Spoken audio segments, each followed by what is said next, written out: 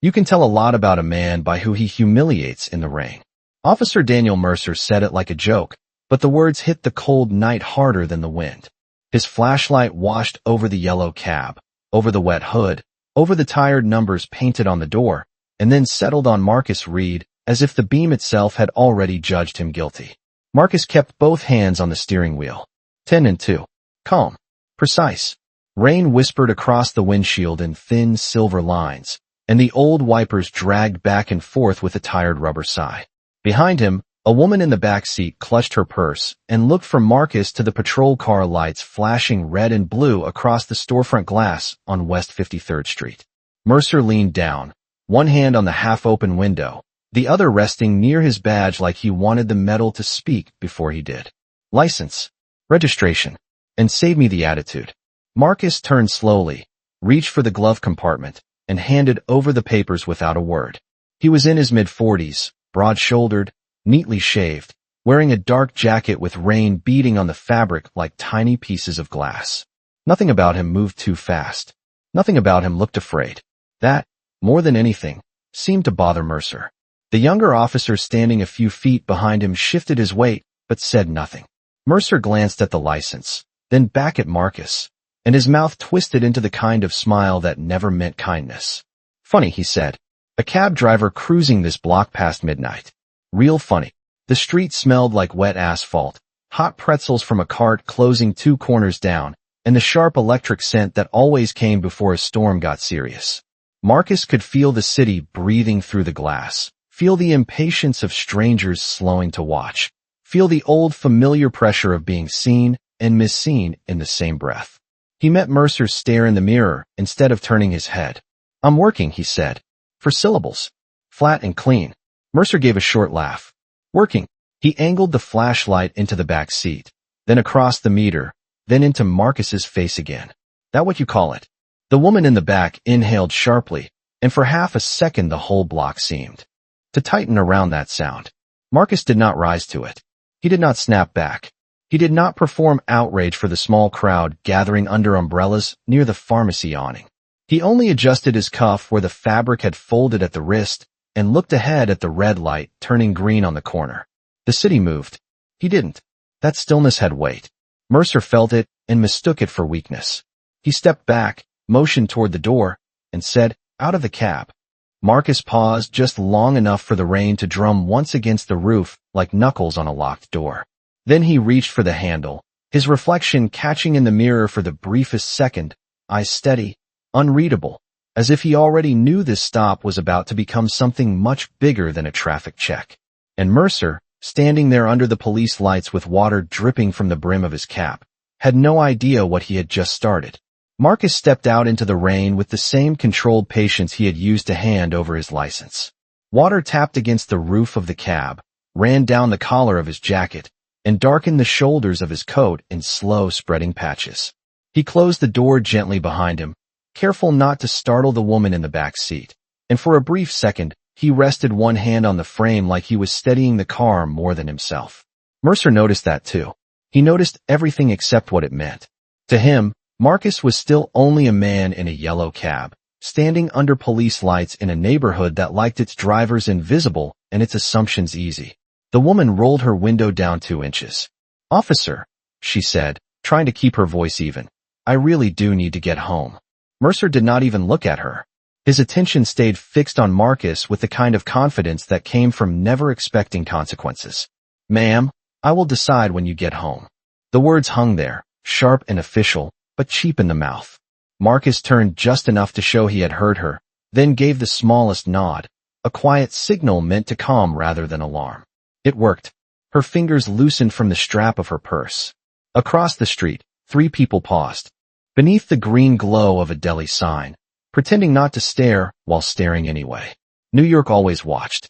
It watched through steam rising from subway grates, through windows fogged by coffee and neon, through reflections broken by rain. Mercer took one slow circle around the cab, shining his flashlight through the rear glass and into the trunk, seemed as though he were hoping suspicion itself might appear if he looked hard enough. You know what I find interesting? He said. Guys like you always act real calm. Marcus lifted his eyes from the puddle at his feet. Maybe because I have nothing to hide. Mercer smiled without warmth. That is what they always say. The younger officer behind him shifted again, clearly uncomfortable now, but still silent. Marcus caught that movement in the side mirror. A hesitation. A witness. Useful. He drew one breath through his nose and let it out slowly. The cold air carried diesel fumes, rainwater, and the distant smell of roasted nuts from a cart shutting down for the night. Somewhere up the block, a siren wailed and faded. Somewhere closer, a pedestrian muttered that this was taking too long. Mercer ignored it all. He stepped nearer, lowering his voice like he was letting Marcus in on some private truth. A man drives into this part of town after midnight, picks up a fare outside a private club, and expects me not to ask questions. Marcus looked at him fully now, face unreadable, voice low and steady. Questions are not the problem. For the first time, Mercer's expression flickered. It lasted less than a second, but it was there. Then his jaw tightened. He heard the challenge even though Marcus had not raised his tone, and that made it worse. Men like Mercer depended on noise. They depended on pushing someone until emotion did the rest. But Marcus gave him nothing loose to grab, nothing wild to point at, nothing he could spin into a report later. Just that same calm, almost old-fashioned restraint, as if discipline had been worked into him years ago and left there for nights exactly like this. Rainwater slid from the brim of Mercer's cap and struck the pavement between them. "Step away from the vehicle," he said. Further. Marcus obeyed, one measured step at a time, stopping beside the front fender where the red and blue lights painted the wet metal in restless color. The woman in the back seat leaned forward, trying to see through the drops on the glass. The younger officer opened his mouth as if he might finally speak, then thought better of it. Marcus lowered his hand to his side, and with one smooth motion almost too small to notice, his thumb brushed the face of his watch. A tiny click, soft enough for no one to hear, but close enough for the night itself to seem to register it. Then Marcus lifted his head, looked past Mercer toward the far corner of the block, and waited as if he knew someone else was about to arrive. Officer Daniel Mercer followed Marcus's line of sight toward the far corner of the block, but whatever he expected to see, it was not there yet. Only rain. Rain on the traffic light. Rain slipping down the dark windows of the private club. Rain turning the painted lane markers into blurred ribbons under the street lamps. He looked back at Marcus and seemed irritated by the fact that the older man had not lost his composure. Most people did by now. Most people started explaining too much, or apologizing, or letting fear make the moment easier to control. Marcus did none of that. He stood beside the front fender of the cab with his shoulders square, his shoes planted on the wet pavement, and his face calm in the restless wash of red and blue light. The stillness around him had become its own kind of pressure, and Mercer felt it without understanding why. "You think this is funny?" Mercer asked. His voice came out sharper than he intended. Marcus did not answer right away. He glanced once at the woman in the back seat, making sure she was still calm, then let his eyes settle on Mercer again. "No," he said. "I think you are making a mistake." The younger officer behind Mercer looked up at that. Not startled. More like alert. The difference mattered. Mercer heard it too, but instead of stepping back, he leaned in harder, as if authority were something he could recover simply by raising his chin. "A mistake," he repeated. "You want to tell me how to do my job now?" Marcus let the rain collect at the edge of his brow before it slid down the side of his face. He did not wipe it away. "I do not need to tell you anything," he said. "You are showing everybody." Across the street, the people under the deli awning grew quieter. One man lowered his phone after pretending not to record. A delivery cyclist stopped at the corner, one foot on the curb, watching through the mist that lifted from the asphalt. Even the woman in the cab had gone still, as if she understood the shape of the moment without knowing the reason. Mercer turned toward the younger officer. "Run the plate again," he said, "and check the medallion." The officer hesitated just long enough to reveal that he had already done both. "It came back clean," he said. "License is valid. Registration is current. There are no outstanding alerts." Mercer's jaw tightened. The rain drummed harder on the roof of the cab, a fast dry sound over the deeper hiss of tires passing through water at the intersection. A city bus groaned to a stop half a block away, then pulled off again, its windows glowing pale gold through the storm. Marcus could feel the timing narrowing now. The block, the lights, the silence between words. All of it had begun to pull inward. Mercer took one more slow step closer, dropping his flashlight beam from Marcus's chest to his hands, then to the watch at his wrist. "You keep looking down the street like you are waiting for something," he said. Marcus answered without blinking. "Not something." Mercer frowned. "What does that mean?" Marcus tilted his head just slightly, listening past the rain, past the traffic, past Mercer's breathing. Then, at last, there it was. Low at first. Engine noise too smooth to belong to a patrol car, too quiet to belong to chance. Headlights turned the far corner, pale and deliberate, followed by another set behind them. Mercer straightened, irritation giving way to uncertainty. The younger officer turned fully now, recognizing the vehicles before Mercer did. Marcus remained exactly where he was, one hand at his side, the other relaxed by the wet fender, his face unreadable except for the faintest shift in his eyes, not fear, not relief, but the look of a man watching a clock strike the hour he had expected all along. The first unmarked sport utility vehicle eased to the curb without sirens, without drama, just a clean stop that somehow changed the temperature of the whole block. Then a second one pulled in behind it, headlights cutting through the rain in long white bars that slid across the cab, the patrol car, and Officer Daniel Mercer's face. For the first time that night, the confidence in his posture loosened. Not much, just enough for the younger officer beside him to notice. Doors opened almost in unison. Two plainclothes detectives stepped out first, dark coats, earpieces, expressions already narrowed by purpose. Then a woman emerged from the rear passenger side of the lead vehicle, tall, composed, silver streak at one temple catching the streetlight. She did not hurry. She did not need to. Authority moved with her before she said a word. Mercer took a half step forward, trying to recover the scene by owning it. "This is an active stop," he called out over the rain. "You need to identify yourselves." The woman kept walking until she reached the edge of the flashing patrol lights. Water touched the shoulders of her coat and rolled off, as if even the storm understood not to linger on her. She looked first at Marcus, then at the watch on his wrist, then at Mercer. "I know exactly what this is," she said. Her voice was not loud, but it carried with the kind of weight that made people listen before they even recognized why. The younger officer's face changed before Mercer's did. Recognition, then alarm. He straightened immediately. Marcus still had not moved from the front fender of the cab. He only drew one slow breath, the same way he had been breathing all night, controlled and measured, as if the rain, the crowd, and Mercer's questions had all been part of a longer rhythm he had already learned how to survive. The woman stopped 3 feet from him. "Captain Reed," she said, clear enough for everyone on the sidewalk to hear. "Your signal came through." The words landed like a lock clicking open. Everything on the block seemed to tilt around them.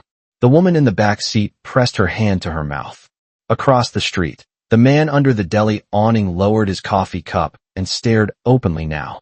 The delivery cyclist did not even pretend to look away.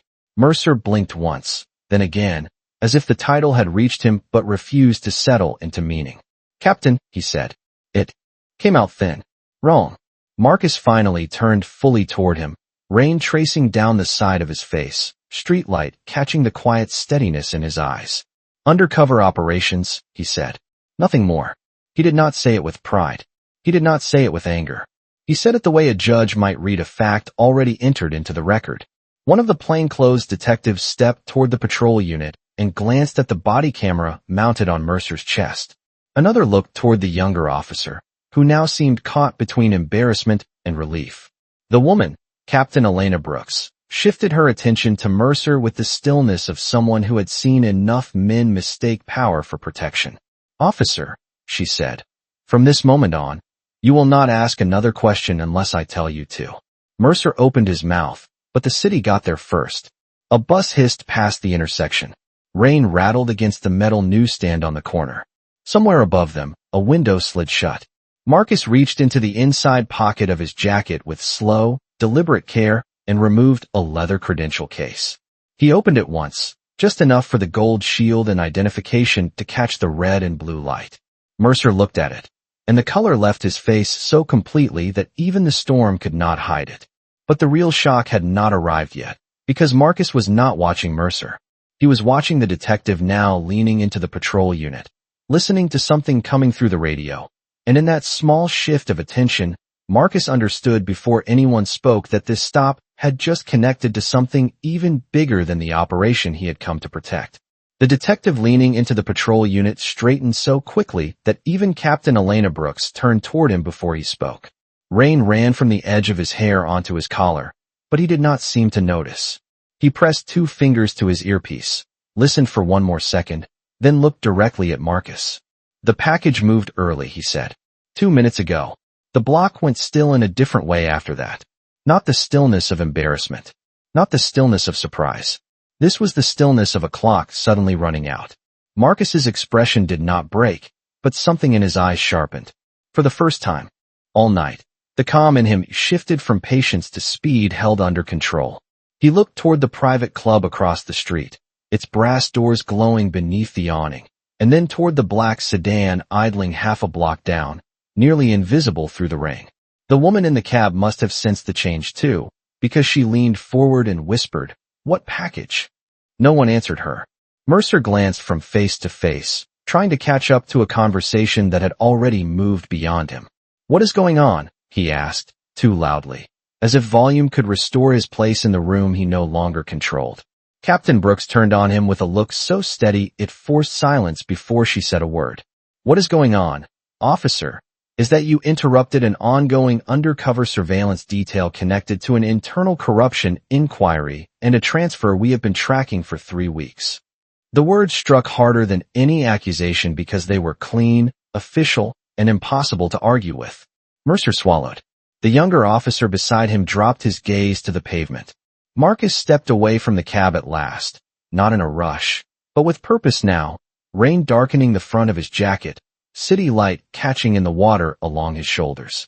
He took out a small folded card from his inside pocket and handed it to Captain Brooks. She read it once and gave a single short nod. "The club manager?" she asked.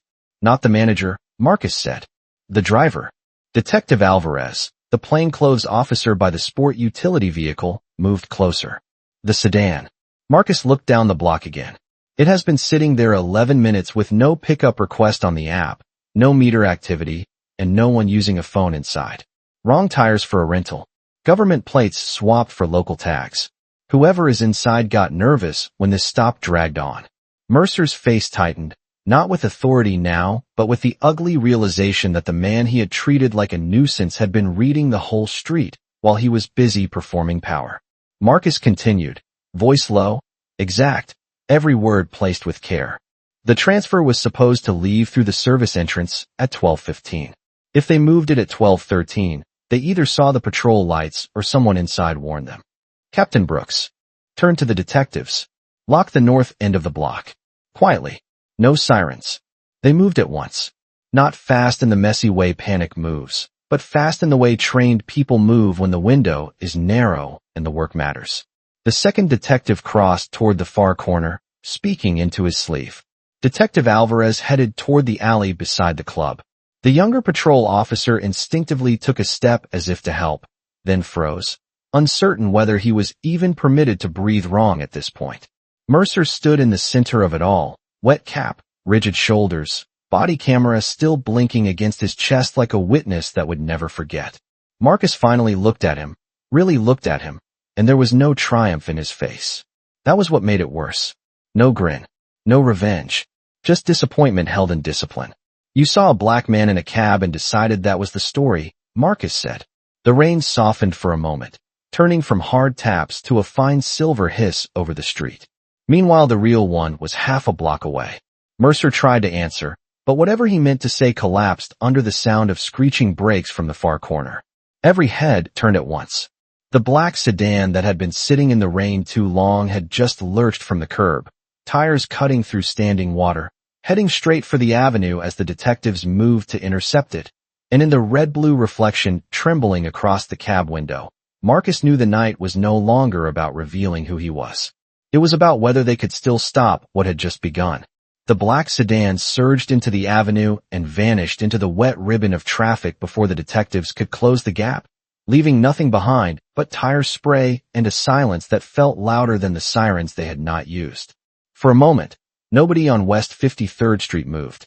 Rain slid off the awning of the private club in long silver threads. Water gathered along the curb and carried cigarette ash, paper scraps, and the blurred reflection of police lights toward the storm drain. Marcus Reed stood beside the cab with his eyes fixed on the empty corner where the sedan had disappeared, and the city around him seemed to slow until every detail grew painfully clear. The ticking blink of Officer Daniel Mercer's body camera. The shallow sound of the woman in the back seat trying not to breathe too hard.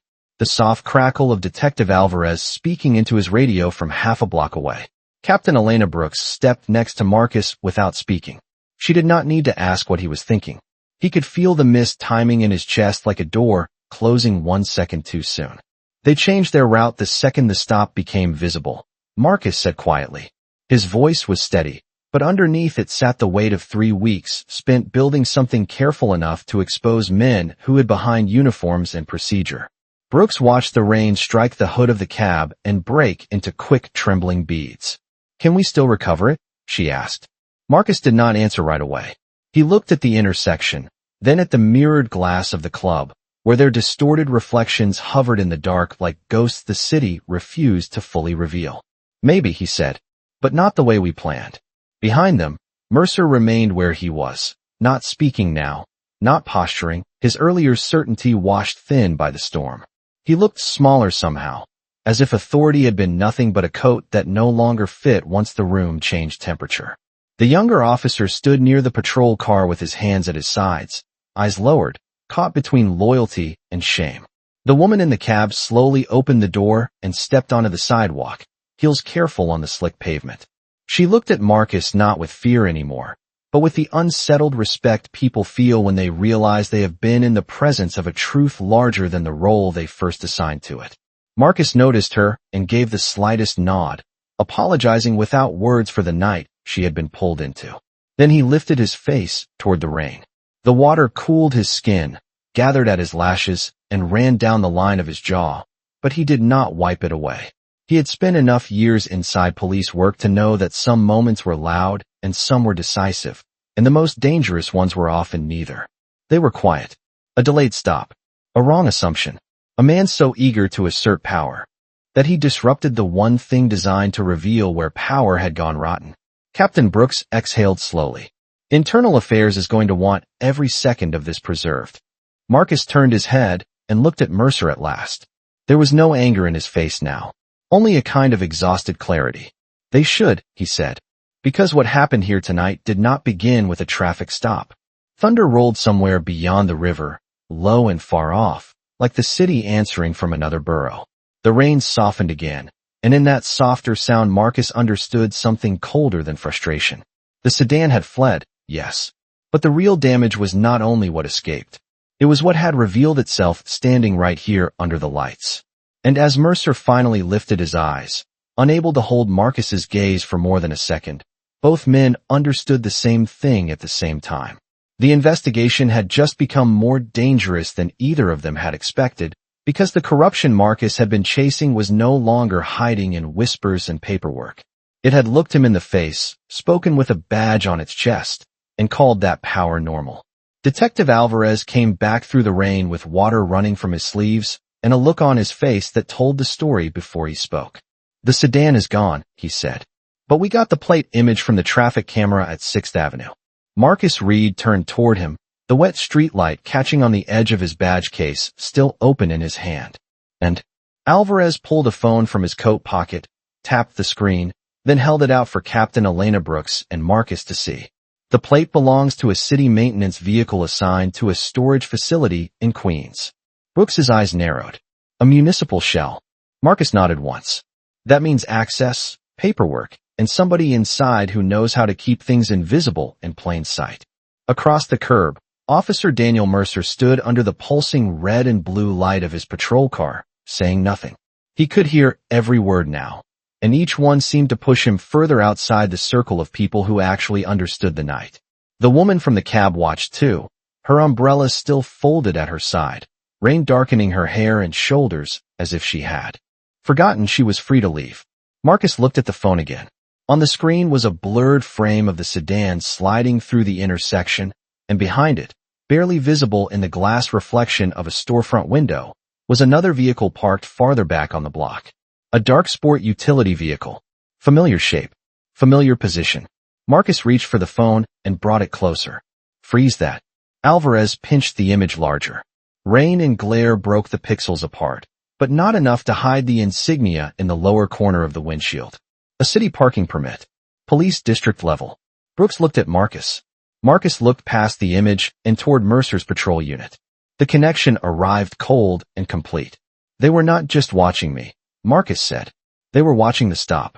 The younger officer lifted his head sharply, realizing it too. Mercer did not. Or maybe he did, and that was why the blood had drained so fast from his face. Marcus walked toward the patrol car, not quickly, not with threat, just with the steady pace of a man following a fact to its door. Rain clicked against the hood. The body camera on Mercer's chest kept blinking, patient as time itself. Marcus stopped within arm's length and studied him for a moment. You did not pull me over because of a broken light, he said quietly. And you did not do it because of a fair complaint. Mercer swallowed. I made a judgment call. Marcus's gaze did not move. No, you acted on a cue. That landed harder. Mercer's eyes shifted, first toward the club, then toward the avenue, then back to Marcus. And in that single nervous movement, the truth showed itself more clearly than any confession could have. Brooks came up beside Marcus. Officer Mercer, she said, did anyone contact you before this stop? Mercer's mouth opened, then closed. Rainwater slid off the brim of his cap and dropped between them. The whole block seemed to lean in. The younger officer stared. Alvarez waited with the phone still in his hand. Even the woman from the cab stood perfectly still, as if she understood that whatever came next mattered more than the weather, more than the hour, maybe more than the stop itself. Mercer let out a breath that sounded almost empty. I got a call, he said at last. Brooks did not. Blink. From whom? Mercer looked down at the pavement. Dispatch patch. No name. Marcus's voice stayed low, but every word had edges now. And what were you told? Mercer answered so softly that the rain nearly swallowed it. Yellow cab. West 53rd, delay the driver. No one spoke for a beat after that. The city filled the silence with the hiss of tires, the rattle of an awning chain, the distant thrum of midnight traffic. Marcus felt the shape of the whole operation shift in his mind. This had never been one impatient officer making a bad choice on a wet street. This had been coordination. Someone had known where he would be, what he would be driving, and exactly how long they needed him stalled. Brooks took the phone from Alvarez and looked once more at the blurred image of the escaping sedan. Then the leak is closer than we thought, she said. Marcus closed his badge case and slipped it back into his jacket. His face remained calm, but inside that calm something irreversible settled into place. Tonight had not exposed one man's prejudice alone. It had exposed a door inside the department that should never have been open, and now that door had a shape, a timing, and a witness standing right in front of him. Captain Elena Brooks did not raise her voice after Mercer admitted it. She did not need to. The rain had eased into a fine mist now, soft enough to make the street shine like dark glass. And in that softer light, every face looked more honest than it had 10 minutes earlier. Marcus Reed stood with one hand in his jacket pocket, the other resting lightly against the wet roof of the cab, and watched Mercer the way a man watches a cracked foundation after the wall has already started to shift. There was no victory in his eyes. That was what unsettled Mercer most. He had expected anger. Maybe humiliation returned in full. Maybe some cold speech meant to remind him who held power now. Instead, Marcus gave him something quieter and far more difficult to bear. He gave him the truth without spectacle. You delayed a fellow officer because someone knew you would not question the order if the driver looked like me, Marcus said. The words settled over the block like another layer of rain. Mercer's shoulders sank. A fraction. Not enough for dignity to leave him completely, but enough for the performance to end. The younger officer near the patrol car looked away, jaw tight, as if he had spent the whole stop hoping this would somehow become smaller, and was now realizing it had only become clearer. Detective Alvarez stepped back from the curb and lowered his phone. Even the woman from the cab seemed to understand that the loudest thing happening on West 53rd Street now was not the traffic, not the radios, not the weather. It was recognition. Mercer stared at the pavement for a long moment before he finally spoke. I thought I was doing my job. Marcus nodded once, almost sadly. That is how it survives, he said. Not always through men who think they are cruel. Sometimes through men who think they are correct. Captain Brooks folded her arms against the damp and studied Mercer with the measured patience of someone who had spent years watching people hide behind policy until the policy itself started to sound like innocence. You were given a vague instruction through dispatch, she said, and you chose to act on it by targeting a black driver with no violation, no alert, and no probable cause. Mercer swallowed hard. I did not know who he was. Marcus met his eyes then, steady and direct. You should not have needed to. The words did not come out sharp. They came out tired. Tired in the way only hard-earned truth does, the kind that has been carried too long to be dramatic anymore. Mercer blinked, and for the first time all night he seemed less like an officer defending authority and more like a man standing in the wreckage of his own assumptions. The city kept moving around them. A cab rolled past at the next light. Steam drifted from a grate near the corner. Somewhere in the distance, a siren wailed and faded into the wet dark. But here, under the fading pulse of patrol lights, the moment held. Mercer lifted his head slowly. Captain, he said, voice unsteady now, I was wrong. Brooks did not rescue him from the sentence. Neither did Marcus. He had to stand inside it by himself.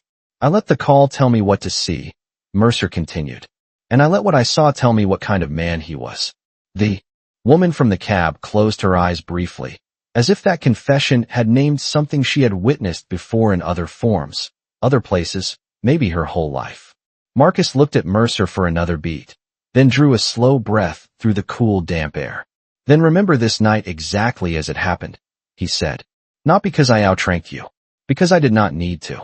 Mercer's face tightened, not in anger now, but in shame, the kind that arrives when a person realizes the worst thing they exposed was not incompetence, but character. Brooks stepped forward and took over with the clean firmness of command. Officer Mercer, you will surrender your body camera footage, your radio log, and your patrol notes.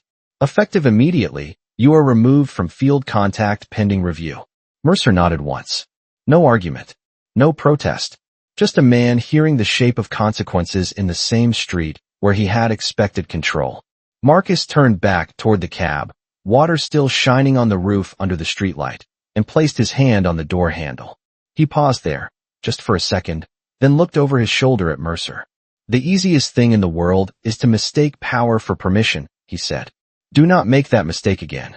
And as Mercer stood there in the mist with his badge on his chest and his certainty gone, he looked less like someone defeated by another man and more like someone finally forced to meet himself. Marcus opened the driver's door and slid back into the cab with the same quiet control he had carried through the whole night. The seat creaked softly beneath him. Rain tapped the roof in a gentler rhythm now, no longer urgent, just steady, as if the city itself had finally exhaled. The woman who had been his passenger stood beside the curb with one hand wrapped around her coat collar, watching him through the half-open door.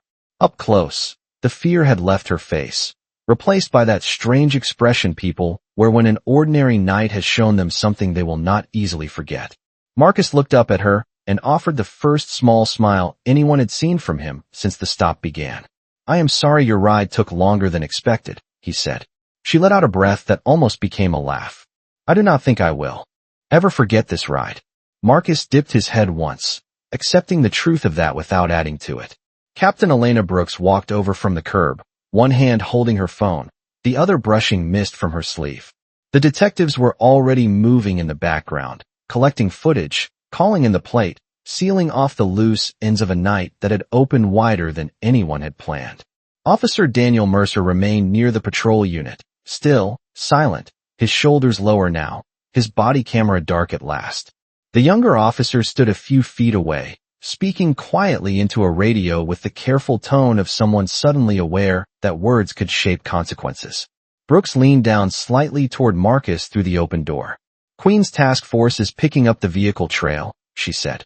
We may still get the handoff point. Marcus rested both hands on the steering wheel, thumbs still, eyes on the rain-silvered avenue ahead. Good, he said. Brooks studied him for a moment. You should come in. Marcus looked at the rearview mirror, at the empty back seat where a stranger had spent the last half hour caught inside a story she never asked to enter. Then he looked through the windshield at the blurred red taillights stretching down the block like embers in water. Not yet, he said. Brooks did not ask why. She already knew. Some operations ended in arrests. Some ended in paperwork. And some ended with a man sitting alone for a minute in the role he had been forced to wear, gathering himself before stepping back into the system that had both trained him and tested him. She nodded once. 5 minutes, she said. Marcus gave the slightest nod in return. Brooks stepped back and turned away, her coat moving through the mist like a clean line through static. The woman from the cab hesitated, then leaned toward the open window. Captain Reed, she said. Marcus turned his head. Yes. She searched for words, failed to find any polished enough, and finally chose the honest ones. Thank you for staying calm. Marcus looked at her, and something in his expression softened. Sometimes calm is the only way truth gets room to breathe, he said. She held that sentence for a second, then stepped back onto the sidewalk, letting the door close between them with a light, careful sound. Marcus sat alone. Outside, the city returned to itself in pieces. A bus sighed at the next corner. Steam rose from a grate and drifted through the pale light. Tires whispered over wet pavement. The patrol lights, once harsh and dominating, now flashed only faintly against the shop windows, losing their color in the spreading gray of the late hour. Marcus reached up and adjusted the rearview mirror. For a brief moment he saw Mercer in it, standing under the street lamp with rain on his cap, no longer threatening, no longer loud, just a man left with the echo of his own choices. Marcus did not stare. He angled the mirror forward and let the image go. His hand moved to the meter, then stopped. Moved to the ignition, then paused again. On the passenger seat beside him sat the leather credential case, half open, gold shield catching one thin line of light. He looked at it, then closed it gently and slipped it into his jacket. No flourish, no speech, just the soft click of hidden truth returning to its place. Then he started the engine. The cab hummed to life beneath him, warm and familiar, a machine built to carry strangers through a city that judged fast and forgot slowly.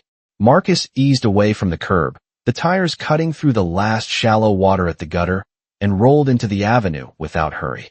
Behind him, Mercer, the patrol car, the detectives, and the private club all grew smaller in the mirror until they dissolved into rain and light.